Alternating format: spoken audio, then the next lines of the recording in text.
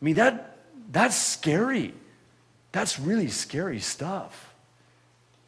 So I think that God may have allowed this as a final gathering of his people before he gathers his people for the final time.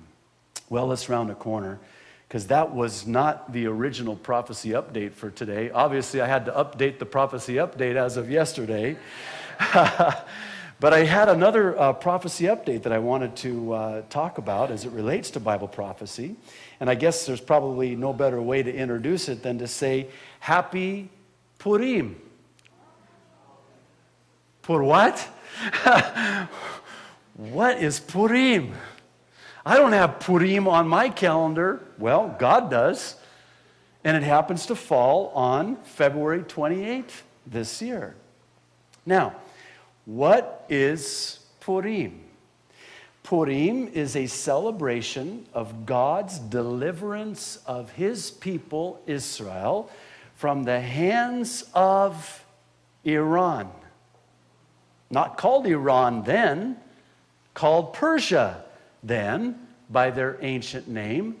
But God delivered them, his people, from Iran, who desired to, by one Haman, to annihilate and exterminate and eliminate the Jews from the face of the earth.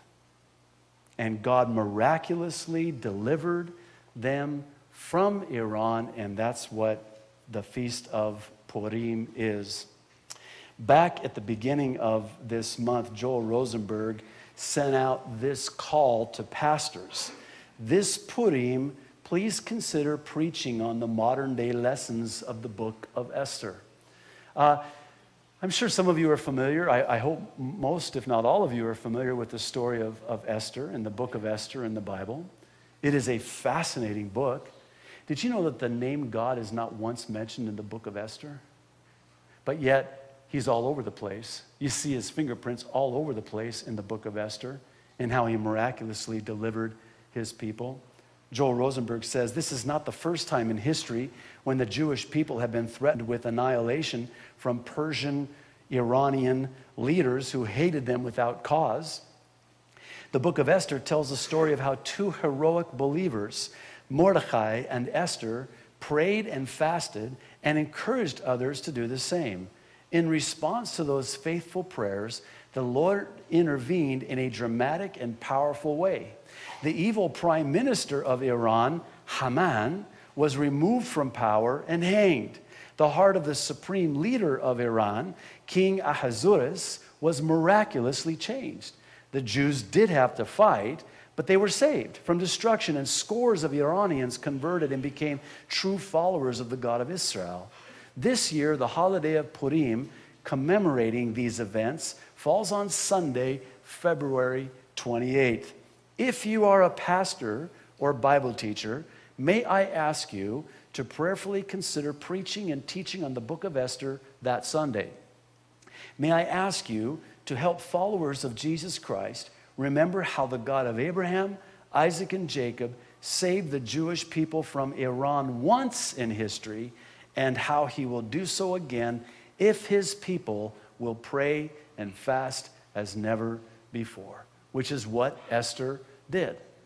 She sent word through Mordecai to have all of the Jews pray and fast so that she would approach the king uninvited, which could be the death penalty to approach. I was thinking about the book of Esther. Vashti was, asked to come and didn't, and then subsequently Esther was not asked to come but did. There's some interesting parallels. The book of Esther is rich in typology, rich in how it applies to our lives. But be that as it may, you don't have to be a rocket scientist, pun intended, to see the parallels between Iran's threat to Israel then and Iran's threat to Israel today. Now, it's vital that we understand that from the beginning of man's history, Satan has demonically possessed men to destroy God's people. Just like with the rapture being found in the book of Genesis, you find the annihilation of God's chosen people, the seed from which the Messiah would come, starting with Cain and Abel.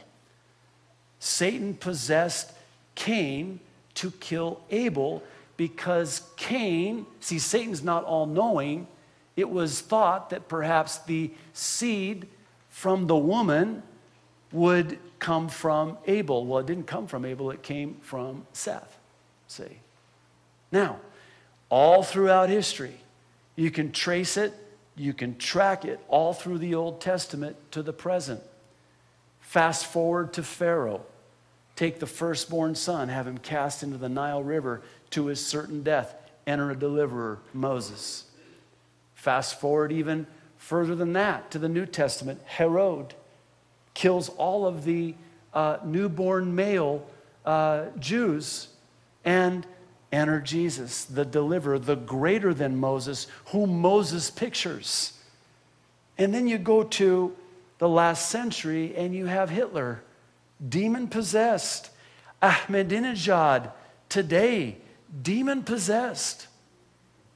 Now, please know that when I talk about these men being demon-possessed, I'm not trying to be sensational here. I mean, this is the reality of what, in fact, have you ever thought about this?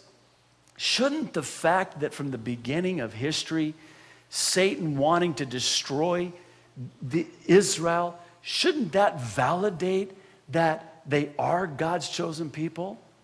Aren't you glad that it wasn't the Japanese or the Chinese or the Arabs? It was the Jews. Now, if this validates that the Jews are God's chosen people, then that means that there's a chosen people, and then that means that there's a God. So if someone says, well, how do you know if it's real? Well, my answer is Israel is real. No, that's not a scriptural answer. No, you want to know...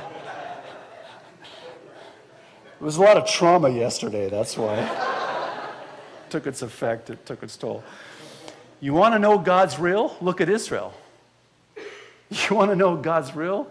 Look at Israel. That's how you know God's real. See, I believe that like Adolf Hitler, Ahmadinejad is demon-possessed, and it's evidenced by his plan to exterminate Israel and wipe her off the map. Now, let me say it this way. Because Satan is not omniscient, in other words, all-knowing, he's always had to have a man and a plan in place. Same plan, different man. Whether it's Cain or Pharaoh or Herod or Hitler or Ahmadinejad or whoever. Same plan, different man. Again, Joel Rosenberg of Adolf Hitler and Ahmadinejad says, make no mistake, if the world does nothing to stop him, and Ahmadinejad really acquires nuclear warheads and can attach them to the high-speed ballistic missiles they already have, Ahmadinejad will be able to do in about 6 minutes what Adolf Hitler took 6 years to do. And that is to kill 6 million Jews, which, by the way, that's just about how many Jews there are in Israel today. And they have all been targeted by the radical Shia Islamic regime in Iran. Enter Purim.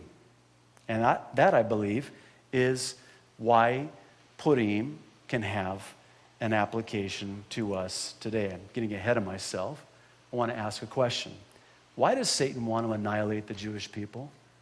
I mean, what would he accomplish were he to actually succeed? Again, here's the why behind the what.